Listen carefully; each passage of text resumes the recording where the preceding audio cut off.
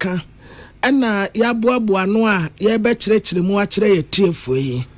utie free peace 104.3 FM so okay 101.7 neat 100.9 nimi ensan wa sepal sabeka Johnson Accra eno ati hello 101.5 FM wadum Kumasi Ghana man tem yadu nsia bebi a wote yankan kasa fidie be seduasia num ni ekyire ye kwama no ne abe seduasa peacefmonline.com ghanatoday.com nso ye tiefo benya bia kan wo ho de di kase bonimu akotini binie Kanima mpanyi abedi eche Dr. Alaj Mahmoud Baumia inyane ntie se wakopie mu ewo Reverend John Ntim Fodrofie ewo nia enra ekoso abra enai before ekopie ho no enti now so onmonyafo inusa foseni edi atodwa se bambo nyumekuo ye security agencies no omu wa kwenye bia so moto nsa frɛ obi se wo so oboa ma omu ye nhwehwemu Omo extend the invitation, Omba invite you. Now the law says also Omo invite you what we call one. There are other processes to take. NPP amanyoko ne nkrabete wo UK approach memu edi atodwa se omotaidom kuma na chipa se sa wiemu hyemienu a ebesi yemayi mu susu se enuboni bi ene sika hu dwa bi emfamra kwan so wo mu no ewasa ban no edomu asukoye mu nhwehwemu na wo mom nsahya ase bia no emra ene omu endie san so mo hwese de aban eye sa niema na na se kwan ode san asem ne fa so na entwa yi onmonyafo John Ntim Fodwo Mustafa Gbande dia atodwa se chide omo beche no na so beche na ewo se fa kwan paso Reverend Ntim Fodwo is not above arrest, and I can assure you that he will be arrested, but in a proper way. If he fails to show up, Magdalene, I will coordinate people to go and arrest him. Na enra ekwanya enai before efa asokopie mu ewo Reverend John Ntim Fodwo fie no ye ne Dr. Rashid Draman ebedin komo afa ho we ni nsem bi eka ho ena awie yi ye de ba besom wo se prem to bre kasebo Yadi aside ejina naso kwa koma MTN 4G plus esanse sia the internet no enu na Ghana for egusu aye use no kama sane be ya ahotoso betimi aba wo fiefie mu afi this way chocolate drink ne wohia yesuo ahye yesi ewia na bonti bebi atadi ntiade bia wonya ebua manipedua timi nya ahoode gina so no enu ani this way chocolate drink no ahoode ne beba ye pa ene wie kasebo no kenkan fo ya mem garganto lady ohine wa kase bo abna bayi nyano ena amansan ti ame kwabena mafo Africa se boni ntiremu enie a new patriotic party MPP amanyoko ne nkrabata ewe nyine se UK communication directorate en wo de krata ye pie o ma ba address wo soro kama te se de eko school no address bia wo bo no wonsa nimfa so na o de akọ pa top honum na tifia asem wo say MPP UK wo mutai edom kuma no ati sa asem wo aba betodwa no wo munya nhwehwem afei ekwan wo mu fa so a nyame sofo pa urade nsa wo no so di wo mu ye no no nso wo mani anye ho kra na ntiremu nie was new patriotic party nkrabata ewo UK eti asem no umura ho pa na afa kura asem no kura bebre tutu wonu mu aso titiri pa ye wi musemi no foreign aircraft ya ibesi Kotoka International Airport ho yesi wi mushe ba ku ya frɛ no emed a flight N823 AM ena Kavok Air Antonov AN12B na ekwanya fa so a ebepie ha ensembisa bebre wo ho yes ase ebisa national security ni aban no ankasa no mo chese sade dom kuma wo mo sigina yese yampa okuo no wanya nhwehwemu no saa no mo nso gina wo ta wo no mo atipe esanse ensem bi e batabata enyano a eba no ento wo no mo asom de edikan was a mad Friday ya ne registration number aeroplane number na to say car number the number ni N823 AM no Womusi ebesi Kotoka International Airport wa March there toswedu no March 20 2025 and I must say a to free her March 25th 2025 afe ba kono Kavok no Air Antonov no AN12B no and also March 12 and Nebelande 2025 and one also free kurom ha March 25th 2025 saa nsɛm no no ento wo no mu asom ɛna afei wie musan no obia ba date nko we bai wo ba ya pante na ba konso aba ento wo mu susu sɛ ɛnyɛ coincidence bibi tayetire sepre ni nyina ebe free baby aba bedru ha yesi baby de Gran Canaria and Spain said ye beni nyina belande ye no na mu awram afei de sa ha wo mu kra eya amanebo a efura aban aso ye ba eye kwate ofosu said ye okeka ne nsem no asem no kra wasa abomu aba said ye o kyerɛkyerɛ mu sɛ wie mu sɛ baako efiri ho ene ko Rwanda ene bese kwa Angola esa ba Kotoka International Airport esa call back ene call direct ya call Gran Canaria and also ento wonu mu asum afei osha ensemu a efira bemu ba ene said ye nsisi so no a enu nti ena wo frɛ sɛ ebetumi a wo mo mpaw abedeku a ebetumi aye nhyehyemu fekɔ na omo ehu asam no pomasibre menwie ebi saa wa ha what Reverend John Ntumfo Joe wo hye Awurade nipa nwosra wono so na no nwosra ya na enam alontrimu sanefa na bodisemu aguye sa nwi bi ne yade gu papa so na wo hye kwan ya security fo edene faso atisi obi a wakwa akodi boni bi ko papa fie o sha minisensi a womu na bifuoi ede ko ye nya minisensi ketwa fa sekan epia ejan pickers grenade bomb AK-47 womu fa mass destruction measures adaya womu de kwate sofo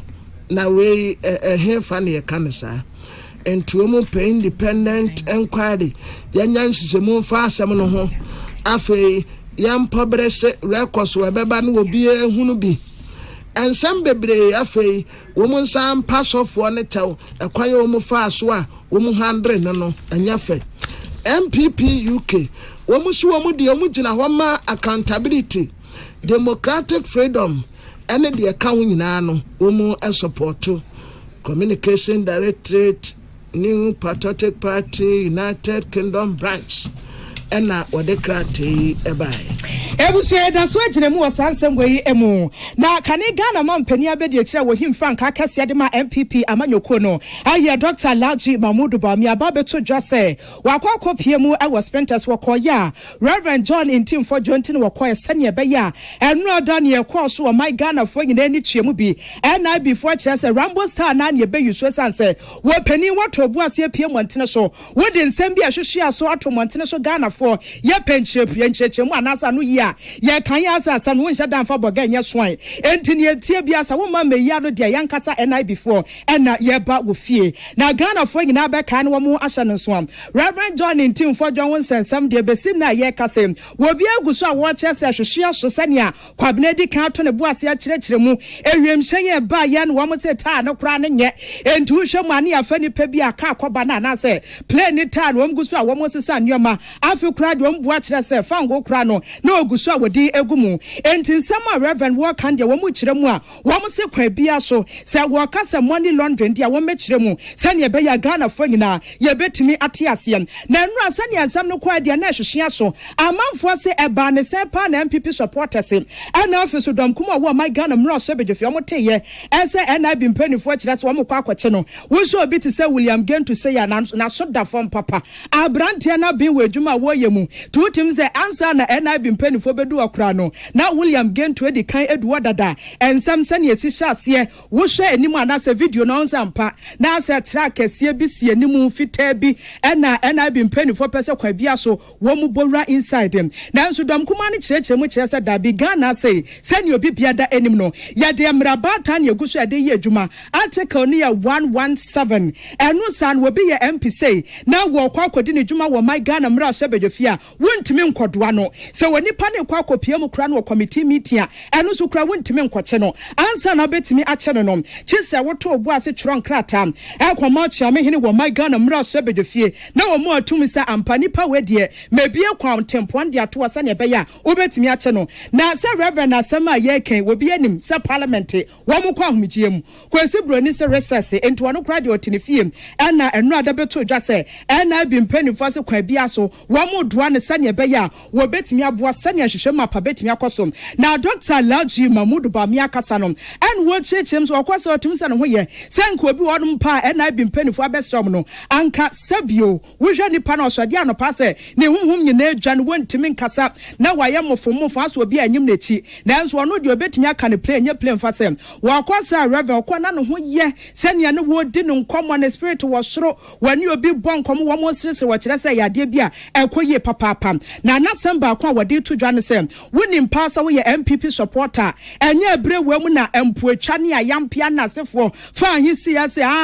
na reverend kwa no wonko kire mu ase won hyeda mpeso obe support wasre ese safo nyina party ba na asama ba ewo ne ho entu nim se wo ye MPP supporter so de a empa ya no wode ne tons ya no wode ene hereba sane ukroto no obosi ya reverend no obobi ediama no saa so no obi bia nkantim so sane etie bia no Ghana mrabata betimi aye adwuma wade sansam we nyina akoto dwa ne social media page so a wo chieche mu akire MPP supporter say isi ade reverend ho ye sane amote enu ada Rambo Star no nyese bia wodui na ase awosi egu ni sintobura na ase ne ho adwiri no wontimi nya hwe bia nanka yama na aduane kura wontimi ne wose reverend aduane a wodi na no pa bi nim na emu masamba akopa ne wosrem Ghana man pene excellency John Dramani Mahama say wo ye pani a wote akonya kese so Ghana emra ne yede ye adwuma entu obi ntimi nsode keka bra wo mra batan wo kroma se ansa na man pani beto ne bo asma se ebia na bi mpani fo nkwachi MP bi no won hwe se article 117 obetimi dia ye adwuma wose yakoba ne se beboa se ne be ya Ghana fo ya somdwe won sam betimi agina naso sansem we Pius Beido Banson and wo boaboa no edebedan yen na trotro abedi echema NDC amanyoko akopie mu omampanya atena ya we deputy director of operations Ora Mustafa Agbandedi atodwa we eye Reverend John Intimfo John ye NRC ye ewoni fie abra NI before ekopie honom no na wo kire mu se opanyin ne de omobeche no na omobeche na wo se efa emrakwan so na Nit FM Ghana munti adwumadie na opanyin oba so bia wode na dwenkyere yi etudwa wose enra ne ekoso ne die ne ni kwan se ba ne sakora wo hwe bambofo ekopie ofie honom kaka motobia na ehhehye omanim kyese tuo ni akondie bia na ekura wo no ne ni kwan se eniema ekone saa bibibia mu no mo ho kwan se ebia wode bibi atudwa wode asem bia atudwa na etwetwe aso no ombeto nsa afra wo se efa oman ne bambo ho nsam nko ade a ewo so omoto nsafra wo na wutimi beboa enhwehwemu enti oso omadwuma na omoye nde ne kwan so ano no nanso kwan ya nasa na monto a omuto fa ho no na ankoyie edunti wo se emra kwan so de ewo se Reverend John Intimfo Dwo omoto nsafra no na obeboa enhwehwemu na wa amade a na ene se china woso omoche na ase de emrama ho kwan no omatimi achina ma na ba beboa eniema wo se obehwe na biem wo se bo hwe edom kuma se de omukopie fiem honom enra na ankoyie na ehu ehia enye omo no mbetimi akire bambofo kwan omo mfa so nye omadwuma wose enra omukopie fie honom meye dede na dende na yempene na ose enye saa na ye ade se bambofo ye omadwuma mpo na eniema bi omofo se atosini wo mu a ye wo kwan a ye defa so na wo kire mu se bibia mu no wose ye hwe ma emra no edimu etintiman Tim Fojo is not above arrest. And I can assure you that he will be arrested, but in a proper way. He's a honorable member. Officers should go there and invite him. If he fails to show up, we'll find another way of ransacking him. But when the first instance, people go there and officers are seen wearing masks, I think it's a lazy way. And whoever sanctioned that did not do a good way. Beyond that, our minority noise here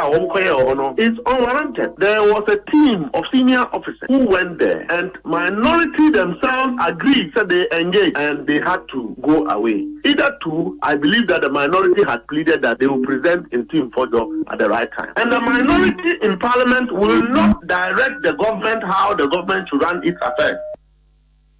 Osan edetwa so biemu se wo hwe kwan ya national security for mentimi antrokrate bia fanto en sanfre odumunyamfo John Intim for John de no so ma anya de wo ho kura na wo se efa ekwan papa so esan se yeden ya opanyi no wo yemrahye bedwani wo ye panyi enti no se wo ne panyi wo bibi kan ye wo kwan a ye de nsem no efa so na wo san kire mu se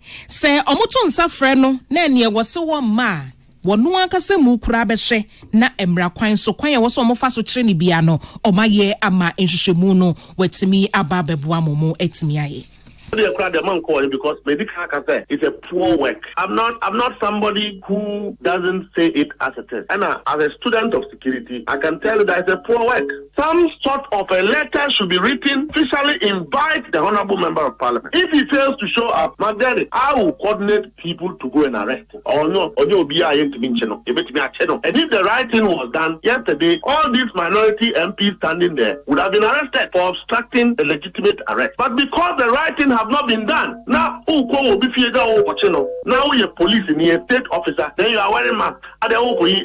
mean, these are lazy words that we should not be doing. If you can't be a BNI officer, resign and go and sit in the house. Any a year church for Abedi Chema NDC Amanyoko Akopiomo Mampanyatna ya waye Deputy Director of Operations Ora Mustafa Bandina Odru Tony Blair Nedinsemi Ebai. Na ena no pe kokroko timedie so na ya okase ne kanemra sebejeni anu odina ma de se wo Tamale Central onabo enusafuseni kasa and what say Ghana hanum say obie ni honom a oboro mra so se bia beka se asomesi yesofo anaso obente yansem tireni ukoto ye say obie ni wa oboro mra so ana wontumi nso mabonte meka de opebia na wakwa akota obabi esa woboa na kwan a esese bambo tile tukuo efaso no enie wotre se wo mu wo ho kwan se obi bia wo Ghana hanom no wombetumi atewo wombetumi make arrest nansa na wombe make arrest no wo bi wo honom a to say this situation say ube court no akwaje warrant ebia we invite nipa no se nipa no ama no akwaje warrant okwaje warrant wia ubetumi agbawura nipa krofie anytime anyhow wabra okuta warrant no ena ubetumi ate nipa kro no nso anytime anyhow esanse ebia woto nsafre no sa nipa no ama but ye wo bitini fie kwansini twobo ye ya gbawura honom skate akwa skata nioma de debe enya sa na mra no kire se omai ehia se wo mabua ma omonsi assembly omo extend invitation ema omba invite you na the law says also omo invite you what we call one call there are other processes to take. So first is an invitation so obi is in transit or yebone but is in transit on nam in such occasions you don't need a warrant for the arrest of that person because on them. But when that person is arrested, he was sent immediately to the nearest police station. Mass security agencies say the Omoma will notice, Omoma invite you what you might conceal the crime, you might conceal it. They can come with a warrant to without your notice, take a warrant to come and search the house because almost through say so Omoma invite you will destroy the evidence of the crime. So when you warrant you can resist the arrest. Na honorable enu safiseni nso ebisa se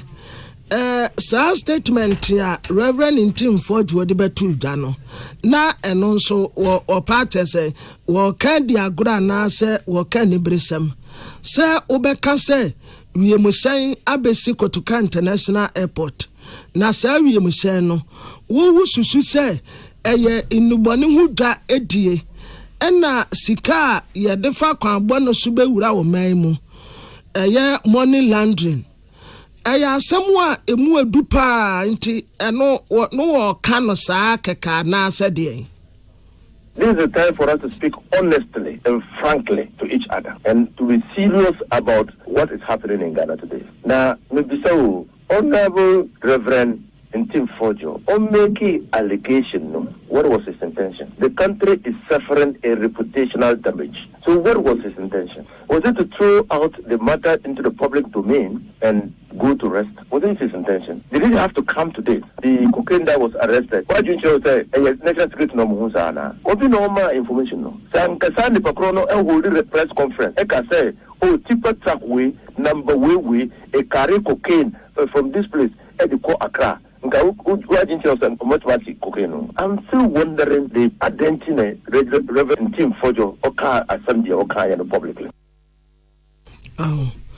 Asem nefie na wono akofa asem aba enti wono anso die pa na kan no a wobeka asem a etesa we ya kanemra sebejeni a wogina ma adese watamale central onabo inusa fuseni kokroko timedie so anope.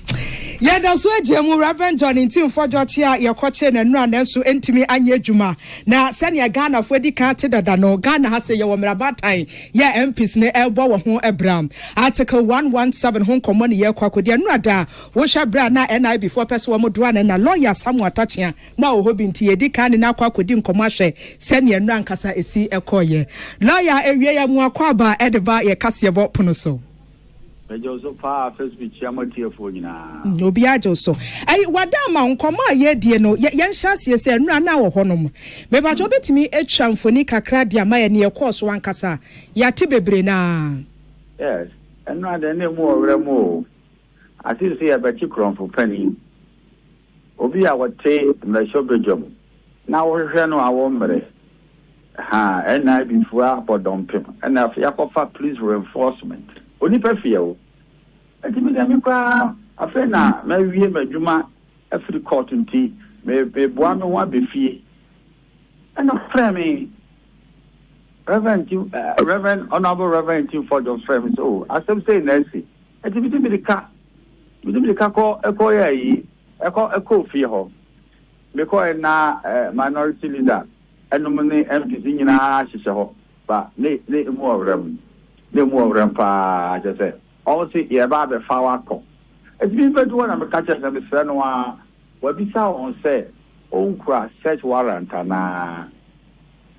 on say I don't know obisa sa na ya dia on so obisa questions sa it is so ura obi etna be onye di packet o ye member of parliament na ura ni fie keke invasion of privacy so be fa na for o search warrant you to me a crowd say you no na wahi want me am farmer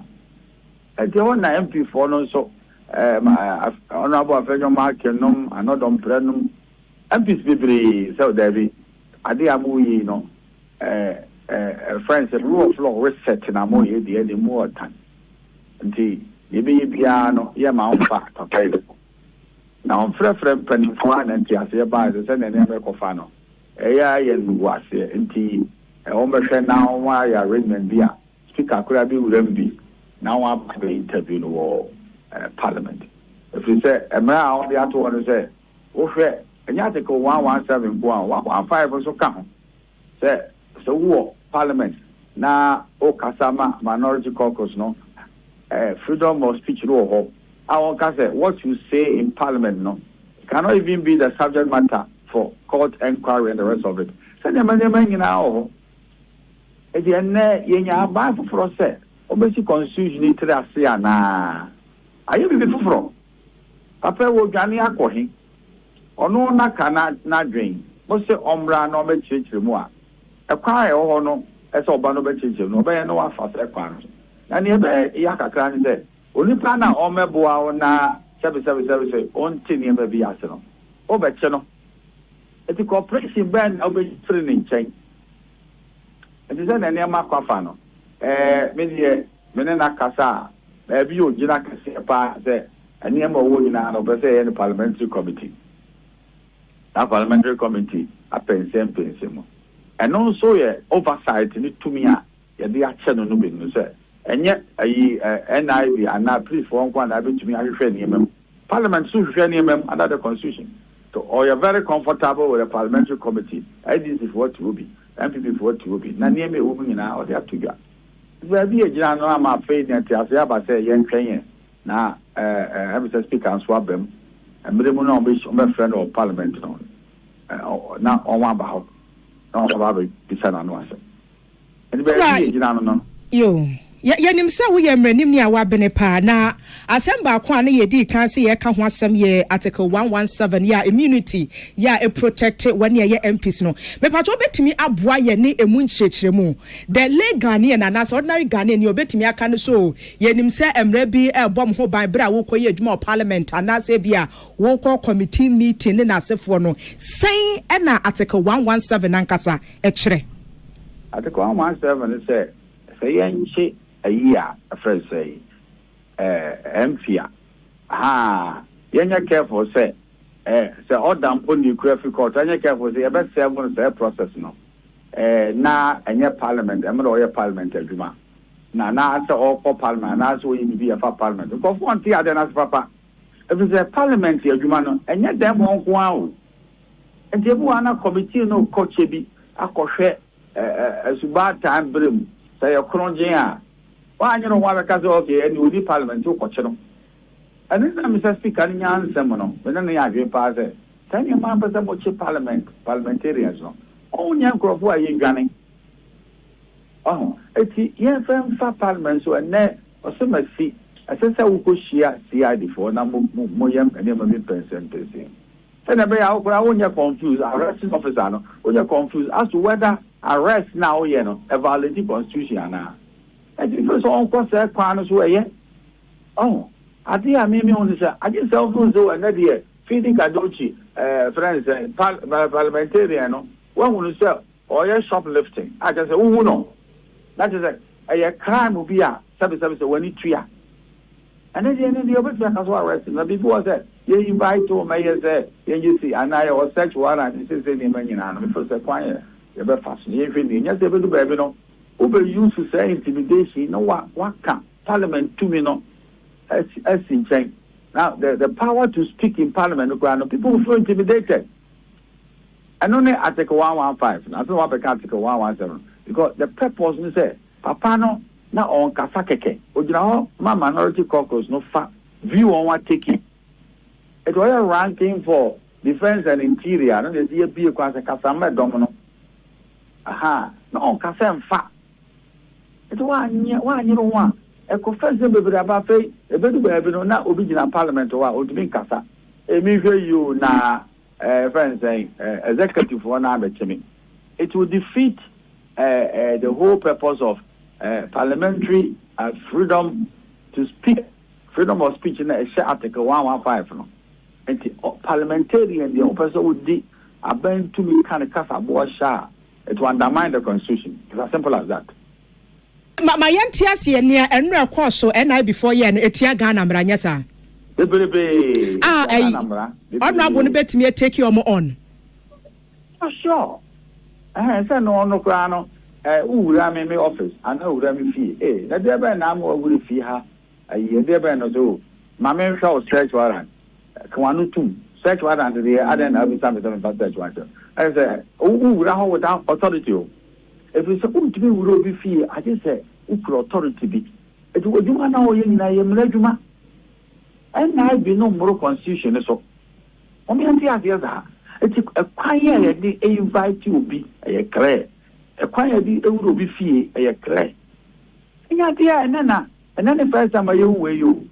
two abba as a sabaya, the entity constitution move. You can't use you winning the elections to reset the constitution. To be once you cry and then I be the president. also constitution, also Bible, so basic constitution in it. And the ones were ought to know according to the constitution, and one may be president. No,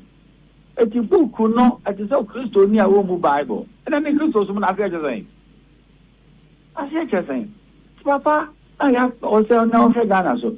But a constitution that in a buy about where I had to know a constitutional decision. Book who naturally say 4 years be I am caught up and the Sabine. The constitutional imperative. It's the constitution, you know, there. Let's so move from a book, a bit of me move, a young madame, a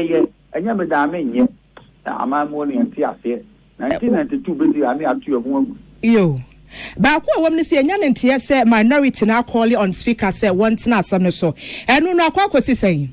emu yɛ ɛmu sɛ speaker no nso abam sɛ ɔn to ɔmbo ase na ɔn abɛyɛ necessary arrangement no na ɛna before na bɛhyia papa no ɛwɔ parliament na asɛm ɔda no waka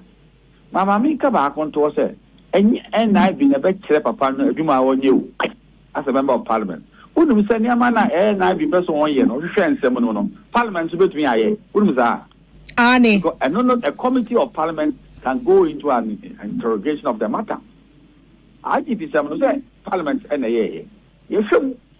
and I've been named for Kasake by force, no, Reverend Tim Fojo and Kokana Samonche and Ivy. No, Oko and I broke as a man, as I did, and Mobeka. Of course, or you're comfortable with Parliament. Because oversight in our constitution, say the Parliament will have oversight concerning executive matters. And do numbers me as okay in the Mumia Chassi and any oversight. I'm sorry, you're dancing. For interior, some church and Council, you're better, you're dancing. Eti ebusia lawyer Samuel Atachi ani ekwa ahoma no so ene ne kodi nkomo na ye sanso akwa ahoma no biom ye da so agiremu article 117 honsam ya ni executive director Edema Africa Center for Parliamentary Affairs ESEPA Dr. Rashid Rahman ekwa kodi enkomo we die ye be poto ne kakra. Good afternoon, sir, and thanks very much for your time this afternoon. Good afternoon. Okay. Thank you for having me. Welcome, sir. Please, basically, we are talking about Article 117 of the 1992 Constitution. Can you give us a real or right interpretation of this article? Okay. So, Article 117 of our Constitution simply says that civil or criminal process coming from any court or place out of Parliament shall not be served on or executed in relation to a speaker or a member or the clerk to Parliament while he is on his way to attending at or returning from any proceedings of Parliament. So the basic interpretation of this is that if you are not doing parliamentary duties, you can be arrested. So that is the basic interpretation. However, I think Parliament has established some mechanism to have some understanding that if you are going to arrest or serve a member of Parliament, do it through the Right Honourable Speaker. So that is a mechanism that was established through negotiation between Parliament and other agencies of the state. But the Constitution, as it is, strictly says that unless somebody is on his way to Parliament, coming from Parliament or doing parliamentary work, that's the only time you cannot arrest them. Otherwise, at any time, they can be served, they can be arrested. So we are discussing this issue about the MP for Asen North constituency, Reverend John Tim Fojo, and what happened at his residence yesterday, whereby the NIB wanted to cause his arrest. I don't know. Is it a step in the right direction? Well, I think, first of all, I think the basic question, and I heard you talk to, I believe, Honorable Atachia, the basic question that was asked was, did they have a warrant? If they didn't have a warrant, I think even an ordinary person, they cannot arrest that person. So if they didn't have a warrant, I think that was, a wrong move by the National Intelligence Bureau. Secondly, as has been the case, recently they wanted to deal with some members of parliament, and we saw a letter in the media signed by the clerk to parliament on behalf of the Right Honourable Speaker, saying that the Speaker has released the two members of parliament and allowed them to be interrogated by the National Intelligence Bureau. The question is, why is it that in this case the same process and procedure has not been followed? So if you put these two together, then you might come to a conclusion that perhaps there's something that we don't know and there's something that we are not being told. And that, on the basis of what we see, and the conclusion is maybe there is an overreach in terms of the powers of the Intelligence Bureau in trying to deal with this honourable member of Parliament. But we understand Parliament is currently on recess. What about that, sir? Well, Parliament was on recess when the two other members were given the permission to meet the Intelligence Bureau. So we are not talking about anything completely different here. And secondly, even if Parliament is on recess, I believe reaching the officials, the Speaker, there is an office for the Speaker of Parliament. There's an office for the Clerk to Parliament. When Parliament is on recess, the office of the Speaker is not on recess. The office of the Clerk is not on recess. Okay, so in the near future, how are we to approach Article 117 in terms of the arrest of MPs in government or in Ghana? Well, I think for me, Parliament has established some practice. I just hope that practice is followed. If not, then, we should all be aware that there is no other process and procedure apart from what the Constitution says. That if you are not on your way to Parliament, you are not coming from Parliament, or you are not doing parliamentary duties, then you can be arrested. That's what the Constitution says. If other agencies want to cooperate with Parliament, then I think they must respect the structure that the Right Honourable Speaker has established. Otherwise, I think we should all be aware. They should let us know that this procedure and process is no longer valid, and what is valid is what our Constitution says, and strictly we are going to follow the Constitution. Thank you very much for your time this afternoon. We do appreciate it, sir. Thank you very much for having me. Ebusianti openi ani nukodi nkomo wano ye executive director Edema Africa Center for Parliamentary Affairs esepa wamu kono Dr. Rashid Rahman nkomo ayokodi ye eniem ye bone tofa de ama Ghana for yokodi nkomo fa senior article 117 Ghana Constitution 1992 to ne buase ya chechem se MPs no ye wo bibia ebo wo ho eban kwaba ne so ye mrase bedwani na adwani chemum wo my Ghana mrase bedwe fie se wo kwa akoye edwuma ye betimi achewa na se ye ntimi enchewo Article 117 ato ne boase akirem se yentimi enchew afeso wo kɔ committee meeting so eno so kwa yentimi enchew kwan ya befa so ebetimi achewa ne se chise nipa na opese wo chew no wo chew nkrata akɔma acha mehene ɛwɔ my Ghana emra so bedwefie sɛ ne be ya wɔno abetimi akasa ampase mesi magia tum ne etie bia no mo betimi atonsa ɛde afra no entimi sa bisa ne se nkomo na ye di no ɛyɛ asen South emra so bedwani Reverend John Intim Fodjo ho nkomo na ye di na nura Daniel course was Spenters ya eni fie no kwan ya NIB fa so no ne kwan so ano no ana na wo pani Dr. Draman wa chechem se dabi enye ne kwan so no eno wo gina article 117 a ye guso a ye ka eho asemi no wo kire se ka wo se wo fa procedures no so wo tro nkrata wo se na wo se parliament kwa recess anasa homigye de na so clerk no wo guso a wo ye adwuma nti wo betimi atro na wo de akwa akoma no na case kura make ho asem sem ya wo MPs mienu bi wo hodo mu a ya to safra mu ano se no enam se efa mra kwan so ntini chiame ye wo my Ghana mra hwebedwefia ma ho kwan se MPs mienu no enkwasa ne be ya won betimi aboa na hwehwe ma patimi akoso asem atwa to na me bisa ne se enti sa article 117 ya ye ka ho asem dache ekoba ne se ye kwa akwachi wo bi a wo ye mra hwebedweni ewo krom hase akwan ben so ene approach no openini de tudwa wo kire se ne ye valid na ye ne medical dia tudwa no ne speaker akire mu kama ama Ghana fo gina yetimi atiase we de command speaker no wono so bo akire na afi wo ma wakwanya na wo se eno ne kwan turodo no eno no kwan ya etene a ye betimi afaso enti nkomotwetwe we die executive director the African Center for Parliamentary Affairs Dr. Rashid Draman ene ne di nkomo no enti brofo kasa ne ekoye a William Gentu adomadama one pious omobumi ya shemu no sisa Iantoa ensem no so yegusua ejina Reverend John Intim for Johnson semi home na onimonyamfo na na ej bafo ewu a we menhia South Mashebedwani sanso yemranim ni opanyin so ahye na adwen afa enu akwan a enai before fa so senko opanyin omokwa akokere no no watimi aboa enhwehwemu ena wo kire mu se kwan omofa so no de kan enam mra kwan so de etosonso enkyere obuo esanso opanyin ne yeden a wo yemrahye bedwani enti na wo so omofa kwan pa so eton safre no na se bibi wo hono mu a watimi aba abeboa na wose ye no no ankasa mu no ogina ho bi enti na ni tua ne ekọ no wo so hu mema mienu bi om no mo se so mo ye NIB4 agents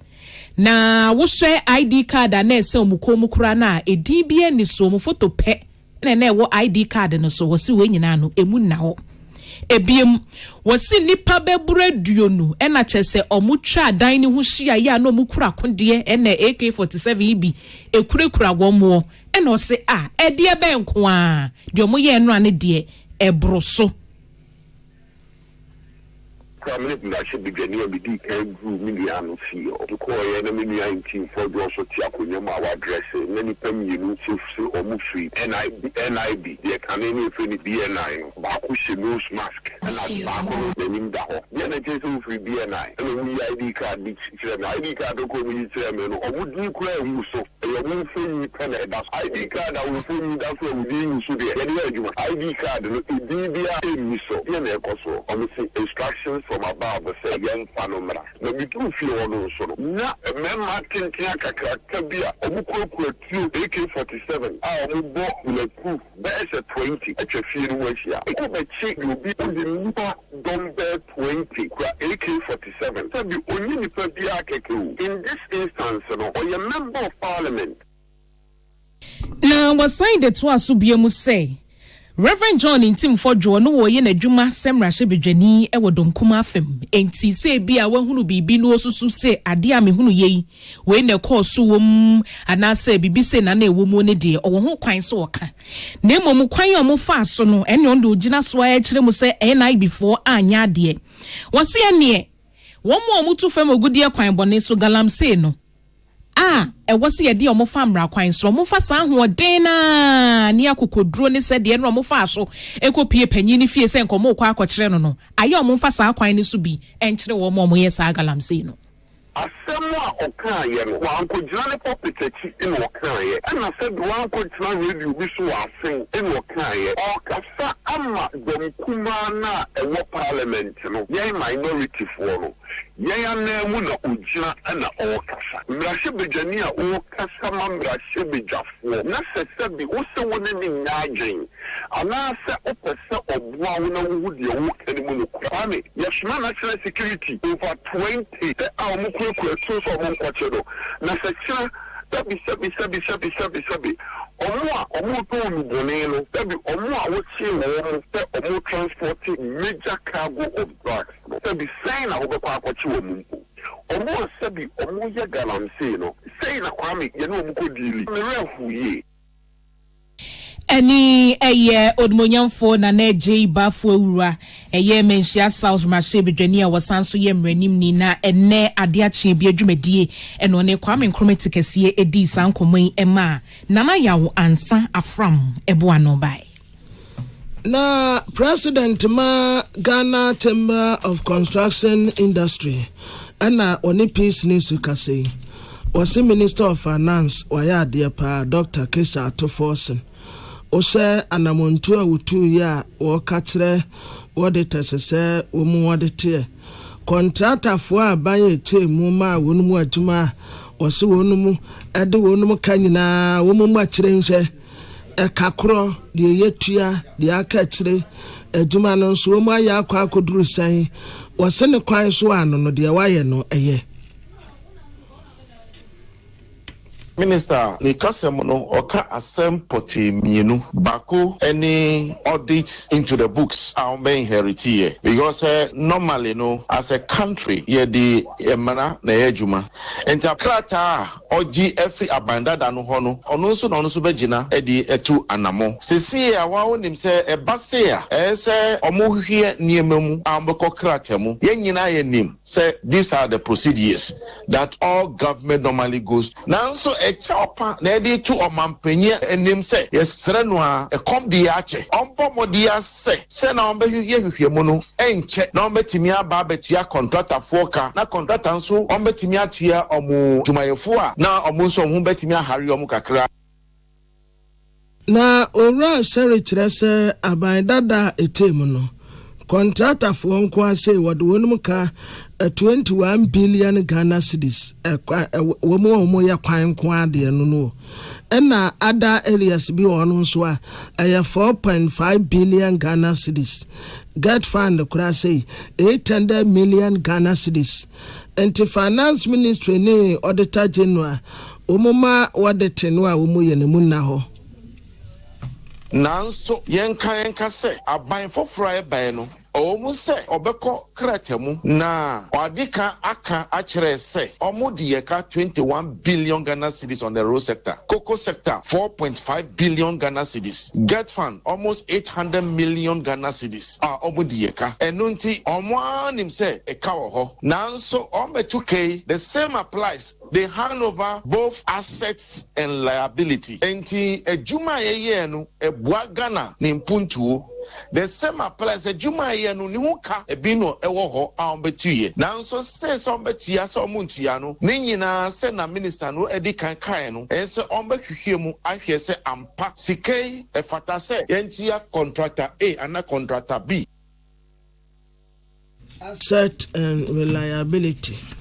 na wasa to asubie no watere se wasabo finance minister abaso se wasi wabema ubi contract ya seni pakro no eye contractor wa certificate ya free Ghana Integrated Financial Management Information System fuante government appointee obey awarding contract without the requisite certificate from gift mix, they will not honor that particular portfolio and contract, Odi kampa assembly to abandon that na during the manifesto draft of NDC, yedi ensu ebi amamu says nyami amadron omoba abemwa. These are some of the issues ye pese omodi hu akotrimaye. Na mpa ene oswafo the honorable Dr. Atoforsen etimi disa asem no betudwanu we kire se omampanyi mahama otie asem papa yesre no aso bomode aso sa odisa asem no betu anamo there yate se okase yi Ghana Chamber of Construction Industry President Ora Emmanuel Seri Yenia Abdullahi Dasmani ya to akase bonso de de kiremu ewo ensanfoforo emu pani kwankyerafo ya wodan kitahudie ano de magana cocoa board eye Sam Jeremy de nsantrofo edi nkomodo wa kiremu se watensem bi ensem amanfo kan nyetse ne tie bia no board no atena se ema cocoa buande wo mwatwa de atohodom na nno pani eyi ano ya wo kyese nya no kre enu adankrata 20 pm antene so wo kyese kodivu aman ne de cocoa board empanifo akyerekirem so wo boa ne yatum entisi ano wo hwe boto na wo kwa akoto aboa no ewo soro pa anhwe ya Ghana cocoa akuafo so ya tede saade a ene eboaboa no pe kodivu state ya kwahia ya se ya kɔnaf yetimi akwa akotom enam suma peace in centralfo ya ne Sam Jerome edi nkoma wa kyerɛkyerɛ mu sɛ sansam na Ghana fo etwagu wa montene so no wase ayebosire mu kan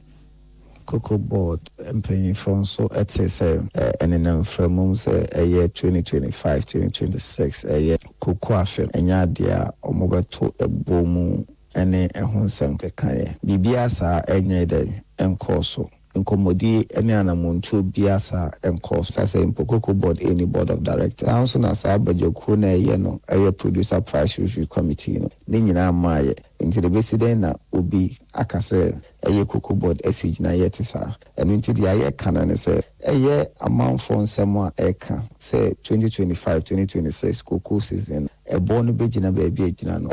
mpanyinfo mfanto baby koko board has not set any price for the 2025-2026 season. Openia to aso acheche mo kwan ya wo mo fa so atobuo mu. As to say you better koko buo mu no. Ni ameka ne say one step at a time. Yankopon ya dom na yenya board no. Na yesan so form producer price review committee no. Kokwekuafo no eka ho mpanyinfo betina se esinkunya nenti ne baabi asusan de board job akoto no gidi se ekuafo no nyina kokwekuafo ne Ghana fo nyina bede ebete nenti ne be stress ho ne be twen na yedwansa abajoko we mu ene sankomode ne nyina be koso na ekoso a de ewo mu bia no gidi se Ghana fo bede Ghana fo bete ayo kwete pani kwankyerefo ya woda nkitahodia no de magana koko board wo mukuo no yewura Sam Jerem Sansem we Patricia Sefafisha en wo boaboa no beda yen Iyeko atoye etifido mantemu na Koko Health and Extension Division Manager honom eye Ora Isaac Edu wodi ato Ghana mebunu enim se koko adwuma no besro mu adaso mo fo mo hunyim na mfaso ogum ebebo mo amomoda ache asipi ebebo mo matimi enyomo kakra wadi atwitwa mo ho wose na nse wo hwese de koko adwuma na ye na adwuma na ye kese papa edunti wose emebru no omomo mo kondo so mo de ho ebewura mu na wose mebnu dodo na adwen se koko adwuma ne de akoye se wodo hu ko wura mu a na ase ye de asotwe bi na ato so wose nte sa akora se niema mu asesa na enepa ewo koko adwuma nim nti obesre Ghana mebnu se omofo mo hu nyime sanse sa pepepe no mawofo ye ya enam so ama ma bedru ni omadri ni a me pese me de to madri mo mo graduate enene se hunia edu bedu sam pempen so a eye koko dua no wawofo ene ebo koko dua no ho bra ema won so wanya so mfaso enti be biara wode wadi sie be ko biara no kai koko dua na won so bomodin se anya hwekra no one neka or two bi de menso meye fa afui na emfaso dia enam cargo so akoko ede bre me no enchirima enso atimi enye bi na amagana enso afa ne ntoma pefra na opanyi okasa ye Ora Isaac Edu wana akopiem wato ye tifido mantemu a Koko Health and Extension Division no waye manager wadano enwechi ena atoye tifido mantemu kwankyerefo panya TVET wohweso Ora Abiawo Kwadwo Isaac wono nso kyeremu se TVET no aban wei aye krado se obeye ne yie se de beya emebnu no benya entitiye mapa entitiye betimi aboa ama omenya enwuma mu akonya na so mo ankasa betimi mpo abie wonwuma na aboa ma mebnu da ache ayefe abaya otiswe ni set agenda ni se obama baburu bia nsa akona no na baburu nsa bakona no na negative that so sa nyuma yesunya edebobra na obeye adwuma so na oni krata ekirese wo kwakọ ho a nipa kwa wonya hwe bigira han mepe abadwuma ye yese fa krata bra enti sa kwa abadwuma mu na oni krata nyage a ye befa enti ni senti me kanto ye nyina se ya yesunya sa nyuma yesunya dada na ewo mu ayeba ika so obi anya sa no dwuma na tibet the whole world Ghana ene one foreign country and a work framework, education framework. Some much as you, who bet me a car for GPAD, or Tibet, Marco Charadia, Ghana Betum Poma, this year transform it through Tibet. Ani Ora Abia Kwadwo Isaac wona akopiem wato ye tifido mantemu wo ye kwankyerefo panyi a TVET woda adno na Kwame Konto Boaten wo Lord FM sehwebe kwa ato ye tifido mantemu ene den semi somye na enkra ye nia listo wa Abuaje da Costa ato edie free wasaman FM wasa take kudi abreye ne se ya situfu atimukwa akuafoɔ no bu afu paa wo mani ante kura sɛ aban koko bo 2025-2026 no mo sɛ nim sɛ anko be peta bo no mo afiri bebi egina no te sɛ de Cote d'Ivoire to wo mu die mu a yɛn so yɛ de ne yɛ expect sɛ nkantum bɛba ama no so mo dwalai ɛyɛ sɛ na da bi na obede deyɛ ɛyɛ na da pa ɛmno obɛka gye sɛ obɛto ne saa ma yɛ na ma yɛ ne gye na ma yɛ de arohyɛmu to abasa de yɛ de ɛma no di sɛ nɛ obegyina ha bɛka kyerɛ yɛn sɛ kokoo no 31 ne yɛ de yɛ ne nya adwene nti yɛ twɛn no wɔde yɛ price bɛyɛ de ɛbɛma yɛ ɛyɛ na da na mahama na kyerɛ sɛ ɔda dan yɛ fi sɛ menam ha mi twi float a nanti firi ha kwa nyina ase esan sɛ wahyɛ yɛ bɔ sɛ ɔbɛma yɛ 60 million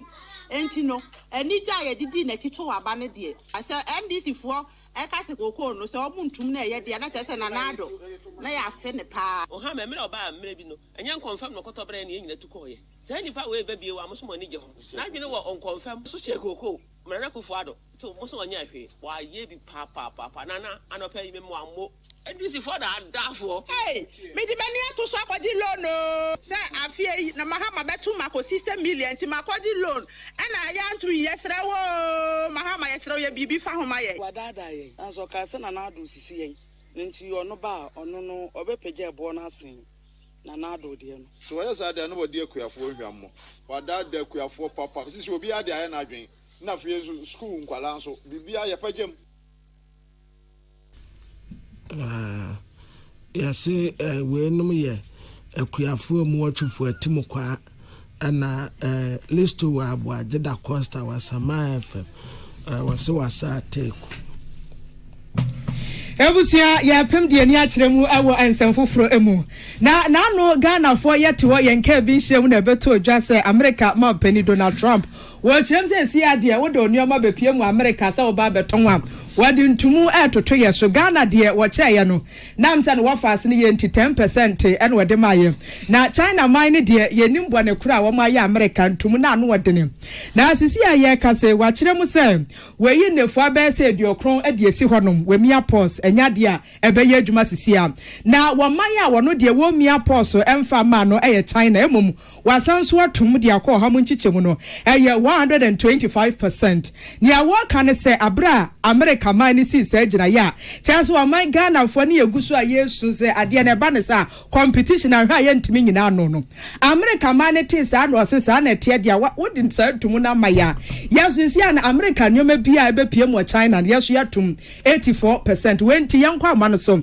na yɛnkɔdi nkɔmɔ na ya mreku wɔno ɛyɛ international relations analyst our Legon Center for International Affairs yɛne ne kwa akɔdi nkɔmɔ yɛbisa yɛwura sɛ sɛn ɛna city nkɔmɔ ba deɛ ya ka ho asɛm bebre na emsa America ne China no wɔmote adowa homa so opani akɔ aba ya minia afɔmbɔ kɔ deɛ nyame adom ene mpaebɔ entumu yɛ America man no ɛde abai si adeɛ Trump se yanka nkyerɛ wiase nyina sɛ wemia pause kakra 90 days nyame yɛ adom a afi wɔbɛsa atoa so yɛni wiase amansan dwadie no ɛbɛko atia yɛ wɔ kwan bi so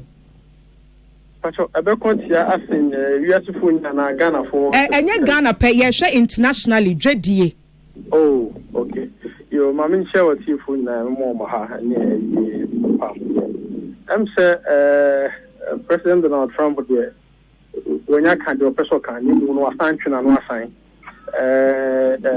tires or the two amount to say we pause it to say 10% baseline would be able to ask 10% except the countries Canada, Mexico and China. And you know over time on now see at the stock market start to say pick up cost year just na waves now sending it say your paper Emma global trade, but China and the US in the ever con to quite in terms of trade, and no cross sound replication. They say China is the second largest economy of the world, and now time we are Trump and we be now China so we are to so see out here US tariffs near 125%. China they are not against USA 85%. China is going to retaliate also on the page, and it is here I am say our family do say the song what's not come now on die trade war. Yes, sir. Albania is also global market. Albania is also China and the US on the own field. Albania is also. I think a very interesting phenomenon. Now, not Trump, no, see our ocean strategy. Say no any or yet you obey or set a trap. And yeah, I mean, can I say, or set this out trap now? Now I feel so people forward so I've been educated here. You are the banner now where you would be free. Assembling wow, bet Peninsula or bet national never no, I call through the hole. I think I was starting, you know, other countries rush to the table, so almost so many negotiating now for reducing taxes. In some more mobile forward, Nidia, well, who said, Ujay in America. But China and Mexico, China and Canada, or more Italy, you know, is going ahead with the taxes imposed on them. And the year forward, I can't a few days, yeah, say, yeah, or best son, Adrian, and I say, on San Adrian. Now, Limina came for no. In fact, it was in some sort of global trade. So, the Mecca. Wadama China dear crowd them said would you lie because China eba so no so chronic to America product be an 84% here. You see a Trump says and the China for the so I call 125% and in to him say near Edom when tem no more China and what the nan one a year didn't come on our case near crossing in Nano a China minor at the Benya son for so meaning say Nuntina Amasisiano Trump say wa posiana. So now, I didn't see Trump ever posted here. I did. Even Republican Party now Trump belonging to the moon penny be asked after Casadia MY because by next year November, I won't be control will be a friend of midterm elections. Now America for now starting complaining into Ted Cruz said and say yeah, it will be a bloodbath for the Republicans. And it truly and Trump arguing I didn't hear the man say yeah. I'll be held solely responsible for your party, defeat ever next year. And I'll also campaign the church of all, but it's in America for. Now, but it's in Yamash, obey yes, trade tariffs here. Every man, Yamash, into a bit what you into our Christian way, you know, what to tax and nothing. Now, only China also, you see, China on wavelength for endurance near very high. They can go through the long haul with President Donald Trump because it's almost say. We start to young poor officers over to me, you know, who say, what you are saying. If you are just a China phone, so they've been emboldened, just say, if we decide to go the long haul with you, they will say, yes, we have bread here, but they have to market more. And as you see, I know, so so, yes, sir, I mean, there is likely to be a the major economies of the world who say, US is no longer a reliable partner. This year, I'm 3 months. Be and see me quite so China 3 months and so they got the one yeah with my sign it out now then at also into who are all people who saw in the country you know China no one say be losing into one say see our countries now they will begin to find they will circumvent America's protectionism and find new centers of trading elsewhere in the long run a bit absorbing of these shocks and truly it's in every country's national interest to start looking for markets outside USA a bit me absorb this shocks as and when they happen. You see, in the long run, to see upon America started a step back in. Donald Trump, President Trump, the strategy, no. But in the long run, America is going to lose so much to maybe here. I'm not surprised, what portion no 3 months break out they share. But in the ocean, China is likely to be the beneficiary of the God. China is the second largest economy of the world. Everybody wants to do the China. China can begin to look to markets elsewhere in European Union, with Canada, with Australia. Some people will say America under President Trump is no longer a reliable partner when it comes to commerce and trade. And you know they might not like China's political system, but economic interests are very, very important. They might find a balance, a midpoint in beating China for them to trade with. Once again, if there is one thing about it's unpredictability. What's no better than sorry to see what's the scenario? But I also know it is not good for the global market and stock market. A creative volatility, and also it doesn't help for the stability of international trade. And here now you look and say a day you see who is all Kasakuan or say he is looking to talking to China. Into na dream no opekwa bi so onya China of the China be negotiate. But China also feel say US has taken this bullish approach for a long time or reporting amount of UTU and then until some be sinko Donald Trump be senior or no subecha. Yɛda se wie pa nkɔmmɔ na ɛdɛ na nka yɛhwɛ Ghana deɛ so yɛbrɛ ne nya aso nti no ma yɛna ase ne yɛmfa nsi sɛ Ghana so kora betumi atu anamɔ bi ate saa na na yɛ mreku wɔ no ɛyɛ pani kwankyerɛfo wabene amansan ɛnkita hodie mu nsɛm a wɔde ne dwuma ɛwɔ Legon Center for International Affairs and Diplomacy ɛno wɔ University of Ghana enti nkɔmmɔ twetwe na ɛno no yɛgu so a yɛhwɛ sɛ Ghana no yɛbɛtumi ayɛ biribi ama yɛn ho daakye anaa de yɛnyina so na yɛnkɔnom nso yɛba ne aka bia yɛde toa so sɛ wakoma ho hyehyew anaa ɛbɔ periperi de broni kan hardburn no a ɛdeɛ ne sɛ woyɛ na sɛ woyam so atim so wobɛpaki na farmer Martin's liver salt akyira kwan ɛntɛm ahyia nsu agu glass mu ate Martin's liver salt no baako ano na wodi agum wobɛhu sɛ ehuru wa glass no mu na wanom Martin's liver salt yɛwɔ no orange flavor ɛna baako so yɛ plain wonumu a oho beto nemum edi nanu na ho ntowo a ko hu doctor. Unbelievable is yours to own with DSTV. Get unbelievable local entertainment with Shaka Lemba, Nigerian Idol, and Big Brother Niger. Unforgettable night. Catch unbelievable sporting moments from the Premier League, La Liga, F1, and more. Absolutely sensational. Laugh along with unbelievable kids' edutainment like Paw Patrol. And experience unbelievable international shows like Law and Order and Lioness Special Ops. Let's go! Download the My DSTV app today and own the unbelievable. Papa no no, papa no no, papa no no, papa no no, no, papa no no, Ankasa. Polita is everywhere, durable and authentic. Stronger brand you can trust. Polita, we got some more Rambo and get some more super. Any Polita, every day. Polita, papa no no, papa no no, papa no no, papa no no, no, papa no no, Ankasa. Always the best. Tune it in, turn it up, Peace FM, and rip off the knob. Yama etiefu akwa abakase bono wasi. Amansan tia me kwabena mafo ana. Gaganto lady ohine wa kase bu ahine na afi. Abna beye nyano yedi aseda ekwama MTN 4G Plus misrewa abe fontin time fidie so se wudi dwuma bia aya fa MTN edise adwuma no wo se wo mu internet na edwane papa enya wo kwantimfi afei table net no so no aya no apebie kira kwan na wodi adi budwuma ye wo this way chocolate drink yesi die wo hia ne so hye ye wo special ice ne mineral water ne drinks assault no de pa ebi wodwa so kopebi best point savings and loans best assurance ye wo YouTube chine need fufu ni taben kwan aya kopebi ewie o madama eno so ya sena ye de ensem no ebesom yadamo ase amamu nyina mo. When you feel lonely,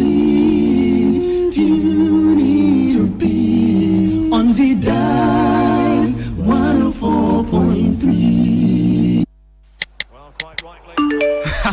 Into what dear? The piano will me your phone. Aden, omutu ya okana. Ani oma. Se because why you sue me MTN no. Na me nya points no more. Na me to me the points ni nya airtime, data, ne discounts for shops, any restaurants. Hey, into